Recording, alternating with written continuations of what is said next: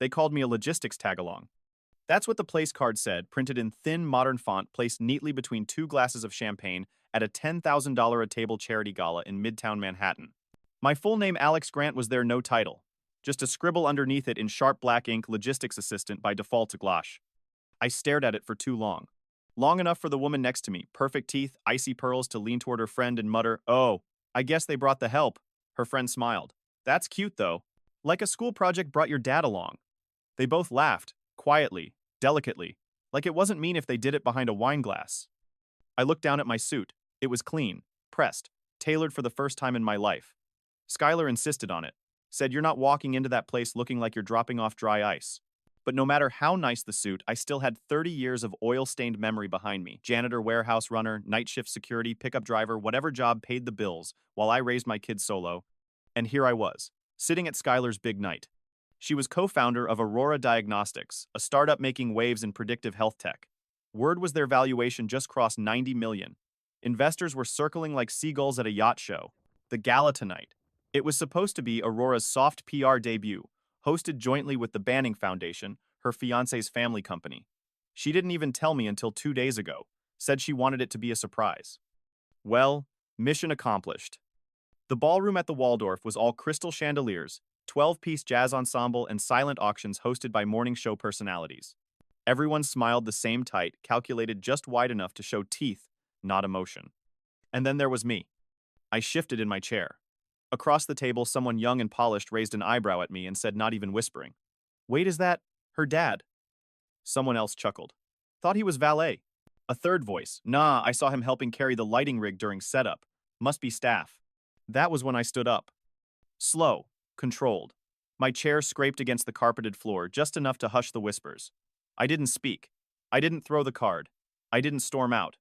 I just left. My daughter was across the ballroom in a white halter dress mid-toast, smiling with her fiancé Bannings Jr. and his family. They all looked like magazine covers. Glossy. Unreachable. Perfect. She caught my eye for half a second. I turned away. Let them keep their pageantry. I'd driven the same Ford pickup for 19 years and never asked for more than respect. I could leave with my pride. I was halfway down the hall when the music stopped. Then a crackle. The mic. Then her voice. "I'm done." Her voice didn't shake. It wasn't loud, but it cut through that room like a scalpel. "We're leaving," she said. People laughed. Thought it was part of the act. Until Skylar stepped down from the stage, heels in hand, face calm. Walked straight past her fiancé. Didn't look back. Came right for me. I blinked. "Skylar, what the hell's going on?" "I'll explain in the car," she said. "We're not staying." She grabbed my handdress, dragging through glass beads and fake petals. We walked out past gasps, phones lifting, influencers still recording. She didn't say a word until we hit the freeway. 40 minutes. Silence. The kind of silence that only exists between two people who've bled together. Finally, she pulled off the highway into a quiet neighborhood in Queens. Parked in front of my apartment. Cheap place, but paid off. And home. She didn't get out. Instead, she reached into her clutch, pulled out her phone, tapped twice, then held it up. "Watch." It was a video. The camera was shaky. A phone recording. Audio clear. Bannings Sr., holding a tumbler of whiskey, said, "Well, if she won't sign the merger prenup, we'll just charm the janitor into it. She's got a soft spot for that guy. Plays the single dad card like a pro." A woman chimed in, his wife, I realized. "He's not even a janitor. Just some warehouse ghost with a pension and a dead back." Laughter. Then Bannings Jr. appeared in frame, holding a drink, laughing. She really thinks he raised her solo. Cute, right? A glorified forklift with feelings. The clip ended. My hands were fists. Skylar looked at me. Not crying, not angry, just steady. "I heard it the night before the gala," she said. "That's why I invited you. That's why I didn't stop them sooner. I needed proof." I nodded slowly. Couldn't speak yet. She pulled out a slim envelope, handed it to me. Inside, unsigned prenup, her revisions in red ink, time-stamped email chains, rejection notices. "I never signed it," she said. "They ignored my counter. Assumed I'd fold." "You had a lawyer?" I asked. She nodded. "Since January. And the engagement." She looked straight ahead. "Was real. Until I saw who they really were." "And the video, I hired someone?" Quietly. "I needed documentation in case they tried to spin it. Turns out I didn't have to dig that deep." She held up her phone again. This time, a sleek website loaded. Aurora Diagnostics. Health. Founders Skylar Grant and Dr. Eloise Cardenas. Series C, valued at $91 million. I stared. You never told me. She shrugged. Didn't want them to think they made me. I swallowed hard. I thought I came to your big night, I whispered. Skylar smiled sharp, soft, a little sad. No, Dad, she said. This is just the beginning. What would you have done if your child stood up for you like that? Would you fight back or walk away quietly? Drop your thoughts in the comments. I read every one of them. We sat in my tiny kitchen that night. Same one Skylar used to color in back when crayons and toaster waffles were enough to make her day. She was barefoot again. Legs folded on the chair, hoodie sleeves rolled up, sipping tea like this was any other Tuesday night. But I knew better. I didn't think it would go that far, I said. Skylar shook her head. It always does, if you let them. She reached into her laptop bag and pulled out a manila folder. Inside were printouts of leaked group chats, email forwards, a handful of voice transcripts from team meetings at the Banning Foundation, some forwarded by anonymous insiders, some apparently recorded. You did all this, I asked. After the gala invite, she said. Something felt off. I started digging. She laid out a few screenshots. One was from a group chat between Banning Jr., his mother, and their legal team. The timestamp read 2 weeks before the gala. We'll push through the paperwork during the after party. She's emotionally bonded to the dad figure. Use that. Frame it as a unity thing. Does he have assets? Nah. Just a rent-controlled shoebox in Queens. So basically, he's the ribbon on the box. Another thread. She's not signing the merger clauses. Might need to lean on the family angle harder. Bring him in. The emotional pony. Right. Nothing plays better than poor but loyal. I stared at the pages, then back at Skylar. You knew all this and still let the gala happen? She nodded slowly. I had to be sure. Emotion is one thing, patterns are another. I sighed, rubbing my forehead. They planned to use me, like a stage prop. They thought you were the perfect symbol, she said. A clean-looking working man, self-made, hard to criticize in public but easy to dismiss in private. Skylar stood and walked to the fridge like she still lived there. Grabbed a soda, tossed me one too. I know people like them, she said. They don't attack directly. They nudge, whisper, undermine, one layer at a time until you're grateful for their scraps. I leaned back. I never wanted scraps. I know, she said. That's why you're going to help me burn their entire playbook. She pulled out another folder. This one thicker.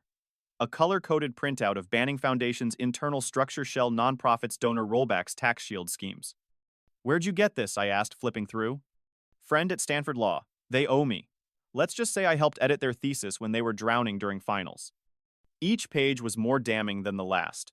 Excessive administrative spending disguised as development costs, vendor overlap with family-owned companies, even inflated billing from a medical supplier called Genova Health Group owned by Banning Jr.'s cousin. They call this philanthropy, Skylar muttered, but it's just laundering influence. I shook my head. Why do they want Aurora? Because we're clean, she said. Our model is decentralized, transparent, and most dangerous to them, open source. If we grow, we kill their monopoly. I stared at my daughter. She looked tired, not defeated, calculating. You always been this strategic, I asked. She laughed. Since I figured out the vending machine at school only refunded if you used exact change. I smiled faintly. Then something hit me. What about Banning Jr.? Did he know? Skylar paused, then sat again. He's not stupid, she said. Just comfortable. He let the culture shape him. Every time I gave him a chance to push back, he folded. She looked at me. I thought I loved him, she said, but love without backbone is just decoration. I took a deep breath. So, what's the next move? That's where you come in, she said, opening one last document. I need a legal shield. And a face that's not mine. She slid over a form voting proxy transfer authorization. Why me? Because I can't be the one holding the knife when the boardroom turns red, she said. They'd paint me as the bitter ex, the overly ambitious founder with control issues. But you're just the loyal father, the underdog. The narrative writes itself. And you think I can pull it off? Skylar grinned. You survived 13 years working night security at the Belmont shipping yard while raising me. You already did the hard part. This is just cleaner. I stared at the paper. My name typed in bold. Their signatures already scanned. Just one box unchecked. Skylar leaned in. They underestimate you. That's their blind spot. We're going to use it. I looked at her. Still saw the same girl who used to build robots out of cereal boxes. But now she carried data like ammunition. I sign this, I said, and we go to war. She didn't flinch. We already did. We sat in silence for a moment. Then she added almost softly, they tried to buy you, Dad, like you were for sale, and now they'll have to answer to you. I picked up the pen. Signed. What would you do if your own child handed you the keys to take down those who humiliated you? Would you rise to the moment or back away? Let me know in the comments. Thursday morning hit like thunder. The suit Skylar had picked out was hanging on the closet door, charcoal gray, double-stitched sharp as a blade. The kind of thing you wear when you're about to walk into a lion's den and calmly tell the lions the zoo's under new management. I wasn't used to this kind of armor. I'd spent years in utility uniforms, heavy-duty pants, steel-toe boots, calloused gloves. Now I was tugging at cufflinks and making sure my collar didn't fold wrong. I looked in the mirror and barely recognized the man staring back, not because of the clothes, because he looked like he belonged. Skylar knocked once and stepped into the room. She was already dressed navy slacks, crisp white shirt, hair tied back. Not a single tremor in her face. "Let's go," she said. "They've already started the meeting." I raised an eyebrow. "We're late." 4 minutes late, she replied. Exactly enough time to make them sweat. We pulled into the underground garage of the Banning Foundation HQ in Lower Manhattan. Glass tower, corporate fortress, cameras, concierge pressure. But Skylar walked through the front doors like she owned the building. And technically, she kind of did. The elevator opened on the 26th floor. Frosted doors marked executive boardroom. No secretary, no preamble, just the soft hum of money trying to protect itself. Skylar didn't knock. She opened the door and walked in like she was kicking it down. There were 12 people seated around the table. Suits, jewelry, laptops, open water poured, everyone perfectly in position. At the head of the table sat Edward Banning, senior, silver hair, expensive tie, jaw like a hatchet. His eyes locked onto me first, and I saw the flicker of recognition, then disbelief, then rage. "You," he said, already rising from his seat. "You're not cleared to be here." Skylar's voice was calm. "Read your bylaws. Proxy holders are allowed during closed executive sessions. Section 3.2, Subclause B." He ignored her. "This is a private meeting. Filed Monday with the corporate secretary." Skylar interrupted, stepping forward and placing a single sheet of paper on the table in front of him. "Verified. Copied to your inbox." Another board member, a woman in her 50s with hawk-like eyes and a silver chain around her neck, raised a folder. "It's valid, Edward," she said. "I got the confirmation." He paused, jaw clenched. His eyes flicked from me to Skylar and back again. "You're bluffing." "Then vote to remove us," she replied. "Let's see how that goes." I stepped forward and took the seat next to her. Didn't smile. Didn't blink. Just sat down and folded my hands. Skylar pulled a set of thick manila folders from her briefcase and passed them down both ends of the table. "New business," she said. "Emergency item. Call for executive vote. Agenda: breach of financial conduct, falsified documentation, and misappropriation of donor funds." Someone on the far end of the table muttered, "Jesus Christ." Edward slammed a hand on the table. "This is a setup." Skylar raised an eyebrow. "Then prove me wrong. Open the books." "Do you realize what you're doing?" he snapped. "This company was built by my father. We've run it for 4 decades. "You didn't build anything," Skylar replied. "You hollowed it out." I saw it then, the crack. His control was slipping. Not just from the data, from the confidence in the room. No one was leaping to his defense. Skylar kept going. Page 3, vendor fraud. Genova Health Group overcharged you by nearly $1.4 million last year. Who owns that company? No answer. She turned the page. Page 5, internal compliance falsified. An FDA document filed under a forged reviewer's name. That's a federal crime, Mr. Banning. Another board member squirmed in his seat. I turned toward Edward's son, Banning Jr., face pale, sweat collecting along his hairline. He hadn't said a word. Skylar didn't even look at him. She addressed the room. Supporting board members Ellen Rivera, Jacob Huang, and Priya Desai have already submitted letters of concern. They hold 22% of voting power combined. My proxy adds 31. That gives us 53. I stood. I moved to remove Edward Banning Sr., Elliot Banning Jr., and Treasurer Camille Banning from executive authority effective immediately. Skylar turned to me. "Do you second?" My voice didn't shake. "I do." Ellen, the woman with the silver chain, took over. "All in favor?" Hands went up. 1, 2, 3, 8. Enough. Edward's face drained. He looked at his son. At his wife. Neither moved. He tried one last swing. "You think the public's going to buy this? You're staging a hostile takeover with a night janitor." Skylar didn't flinch. "No," she said. "I'm correcting a mistake. With the only man in this room who's never lied about who he is." There was silence. And then Ellen stood again. Final order of business. Interim chair appointment. She looked at me. Nominee Alex Grant. Me pulse jumped. I didn't move. Skylar glanced at me once. Not with pressure, with belief. Hands rose again. Same 8. Motion passed. Ellen looked up. Congratulations, Chair Grant. I nodded once, didn't smile, didn't gloat. Just sat back down. In the chair that an hour ago belonged to the man who called me a prop. As we stood to leave, Edward hissed, "This isn't over." Skylar looked him dead in the eyes. "No," she said. "It's just finally beginning." Imagine being called a nobody, then turning around and firing the man who said it. Would you have kept your cool, or would you have thrown the whole boardroom into chaos? Let me know in the comments. It started with a knock. Not a frantic one. Not loud. Just hesitant. Like the person on the other side didn't quite know what they were asking for. I was halfway through a sandwich television, murmuring in the background when I opened the door. Brent. Tie undone, shirt, wrinkled hair a mess. He looked like someone who hadn't slept in days and knew he had no right to be standing on my porch. "Mr. Grant," he said, voice low. "Please, I just need 5 minutes." I didn't move. Just leaned against the doorframe and crossed my arms. "You called me a warehouse ghost," I said flatly. "Now you're standing on my stoop asking for what mercy?" He flinched. "I didn't mean that." "You meant every word I cut in. You just didn't think it would cost you anything." He opened his mouth, tried again. I was under pressure. My father, he was forcing my hand. "I didn't sign off on that name card. I swear. But you didn't speak up either." His mouth closed, eyes down. "Let me guess," I continued. "The board froze you out. Public relations turned cold. Foundations pulling donations. Legacy slipping like soap." He didn't argue, just nodded. "I didn't know she'd actually go through with it," he said. "I thought maybe it was all posturing." "And that's your biggest mistake," I said. "You thought she needed you. She never did." Behind me, I heard soft footsteps. Skylar. She stepped beside me, calm as ever. No makeup. Hair pulled back. Hoodie and leggings. Not the CEO, just my daughter, and still 10 steps ahead. "Hi, Brent," she said flatly. He froze. He stammered. "I don't want to fight anymore. I thought we had something real." Skylar didn't blink. "I thought so too," she said. "Until I realized the only real thing between us was your family's hunger for control." He reached into his jacket and pulled out a folded piece of paper. "I wrote something. I know it can't fix." "I don't want an apology," she said, cutting him off.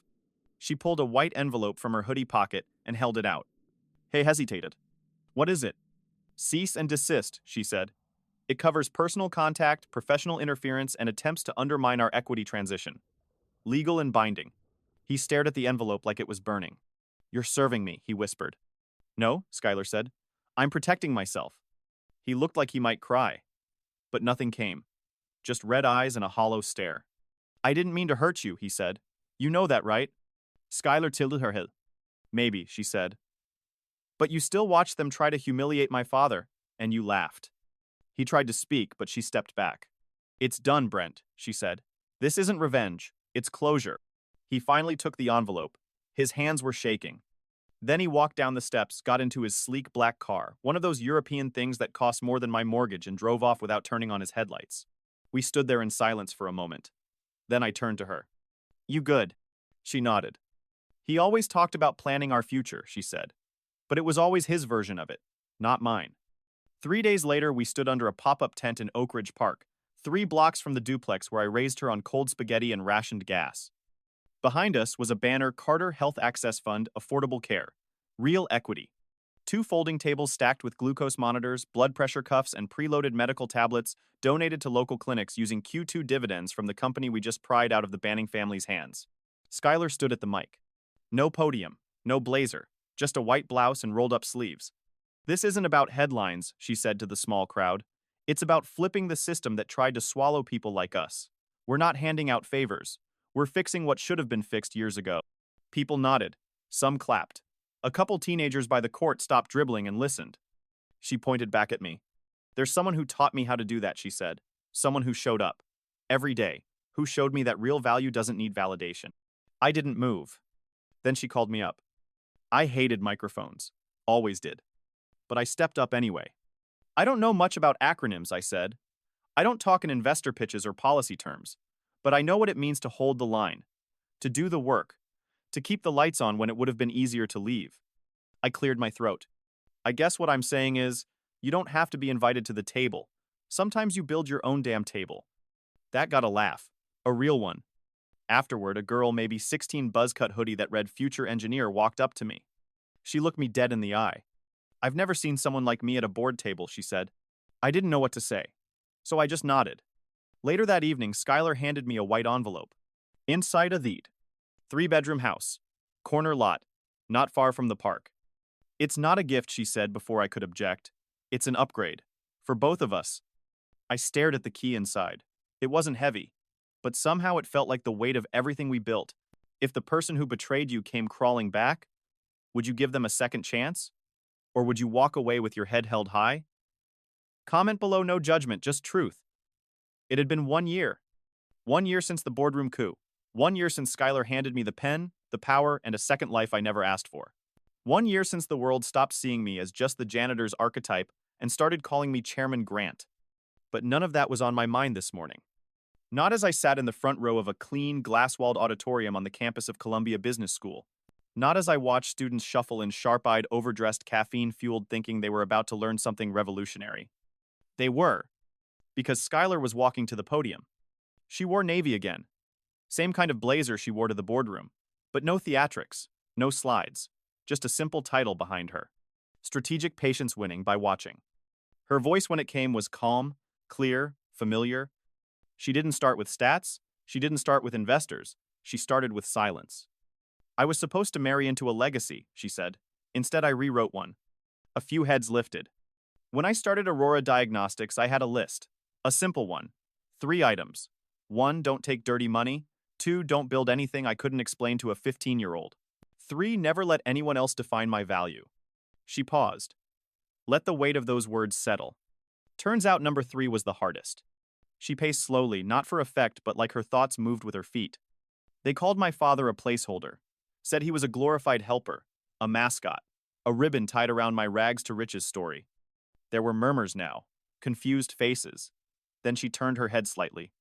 I learned business from a man who never touched a balance sheet, but he taught me cost value and return better than any textbook. She looked down at me. Just briefly. I didn't wave. Didn't smile. Just nodded. After the speech, while professors swarmed her, I slipped out through the side doors. The Columbia lawn was wide open, golden under the morning light. I took a deep breath, let it settle in my chest. The valet stand was packed, students in dress shoes handing off keys to beat-up sedans, pretending their internships were full-time. One of them, same guy from the Gala last year, I realized was working the lot. He glanced at me, suit and tie now worn without hesitation, and smiled politely. Nice ride, sir. Sir. I handed him the stub and said thanks. He didn't recognize me. And that felt right. The town car pulled up to the curb, sleek and quiet. Skylar was already inside, sipping water, scrolling her phone. She looked up as I got in. You crushed it, I said. She raised an eyebrow. I know, but thanks.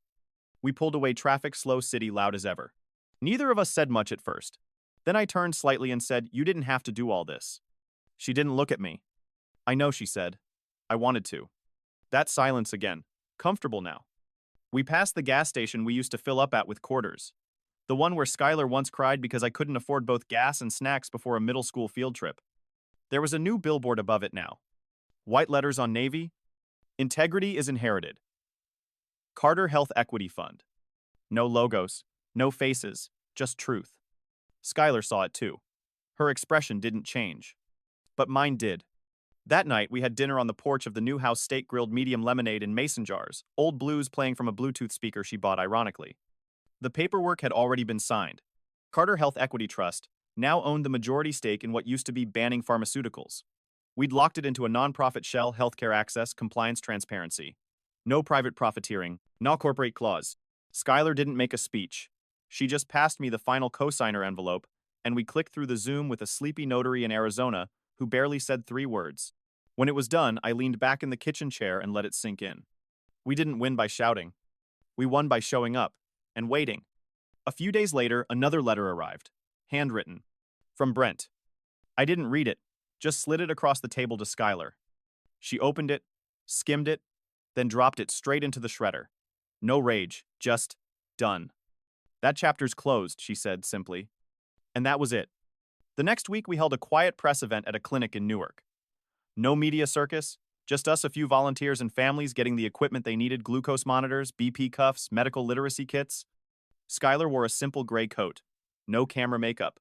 She took questions calmly. Spoke about access and accountability. Never once mentioned the coup. That was my favorite version of her.